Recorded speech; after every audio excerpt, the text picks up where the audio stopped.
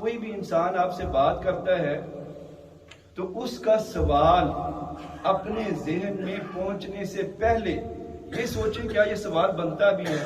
مثال کے طور پر ایک اور بحث بھی ہے کہ نبی اکرم صلی اللہ علیہ وآلہ وسلم کے بعد نبی آ سکتا ہے یا نہیں آ سکتا۔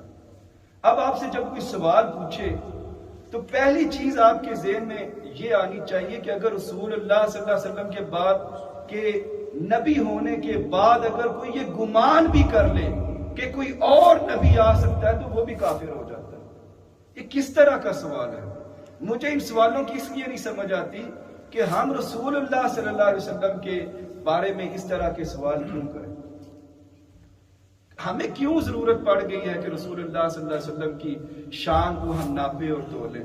کیا ہمارے لیے یہ کافی نہیں ہے کہ رسول اللہ صلی اللہ علیہ وسلم نے ہمیں دین دیا، ہمیں ہدایت دی، اور کل قیامت کو ہماری بخشش کا وسیلہ بھی بنیں گے، ہمارے لیے دعائیں بھی کریں گے؟ اور آپ صلی اللہ علیہ وسلم کی حدیث کے یہ الفاظ ہیں، آپ نے فرمایا کہ میں سجدے میں چلا جاؤں گا اور جب تک اللہ تعالیٰ میری امت پوری امت کو بخش نہ دے میں سجدے سے نہیں اٹھوں۔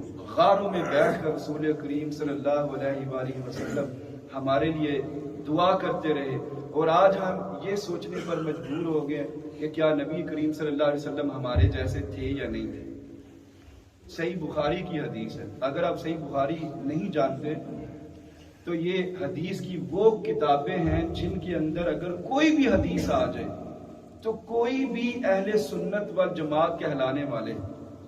اب یہ بات شروع ہو گئی ہے، یہ بھی میں آپ کو ایکسپلین کر دوں۔ اہل سنت والجماعت صرف سنی اپنے آپ کو اہل سنت والجماعت نہیں کہتے، سنیوں کے علاوہ دیوبندی، وہابی، یہ جتنے بھی فرقے ہیں شیعہ کے علاوہ یہ سب اپنے آپ کو اہل سنت کہتے ہیں، اور اس کی وجہ یہ ہے کہ کلیئر حدیث ہے رسول اکرم صلی اللہ علیہ وسلم کی کہ دنیا میں 72 یا 73 فرقے ہوں گے جن میں ایک فرقہ حق پر ہوگا، اور پھر آپ نے نام لے کر فرمایا اہل سنت والجماعت، وہ اہل سنت والجماعت ہوں گے۔ اب اگر تو وہ اپنے آپ کو اہل سنت والجماعت نہ پکاریں تو پھر تو کام ہی سیدھا سیدھا ہو گیا، پھر تو ہم پیچھے بس سنی بریلوی رہ جاتے ہیں۔ لیکن کیونکہ اگر وہ اپنے آپ کو سنی نہ پکاریں تو اس حدیث کے اوپر پورا نہیں اترتے، اس لیے وہ بھی اپنے آپ کو اہل سنت کہتے ہیں۔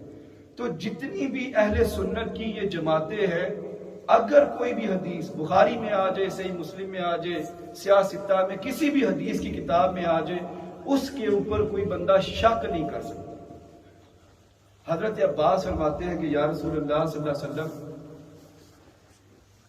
میں آپ کو آج ایک عجیب بات نہ بتاؤں۔ رسول اکرم صلی اللہ علیہ وآلہ وسلم نے فرمایا، آپ کے چچا لگتے تھے رشتے میں، تو آپ فرماتے ہیں آپ مجھے کیا عجیب بات بتا سکتے ہیں؟ تو حضرت عباس فرماتے ہیں یا رسول اللہ، جب آپ پنگوڑے کی عمر میں تھے میں آپ کو دیکھتا تھا کہ آپ پنگوڑے میں لیٹے ہوتے تھے تو آپ جدھر جدھر اشارہ کرتے چاند ادھر ادھر چلنا شروع ہو جاتا۔ تو آپ صلی اللہ علیہ وسلم نے یہ بھی فرمایا یہ تو بڑی عجیب بات ہے، مجھے تو اس بات کا پتہ نہیں۔ حضور اکرم صلی اللہ علیہ وسلم نے فرمایا چچا، میں آج آپ کو اس سے بھی عجیب بات نہ سناؤں۔ حضرت عباس دنگ رہ گئے کہ اس سے عجیب اور کیا بات ہو سکتی ہے؟ میں بتا رہا ہوں کہ جب آپ چند ماہ کے تھے آپ چاند کو اشارہ کرتے، جدھر جدھر اشارہ کرتے چاند ادھر ادھر چلنا شروع ہو جاتا، اور رسول اللہ مجھے فرما رہے ہیں کہ میں اس سے بھی عجیب بات نہ بتاؤں۔ تو حضرت عباس فرماتے ہیں یا رسول اللہ فرمائیے۔ تو رسول اکرم صلی اللہ علیہ وسلم نے فرمایا کہ جب میں اپنی ماں کے پیٹ کے اندر تھا تو لوح پر قلم چلتا تھا اور میں اپنی ماں کے پیٹ میں اس کی آواز سنتا تھا۔ اب اس کے بعد بھی کوئی کہہ سکتا ہے کہ رسول اکرم صلی اللہ علیہ وسلم ہمارے جیسے ہیں؟ تمام مخلوق سے افضل، انا اعطیناک الکوثر، جن کو اللہ تعالیٰ نے کثرت عطا فرمائی، ان کا مقابلہ کون کر سکتا ہے؟ اگر کوئی اس طرح کی بات سوچتا ہے تو اس کو اپنے ایمان اور عقیدے کی درستگی کرنے کی ضرورت ہے۔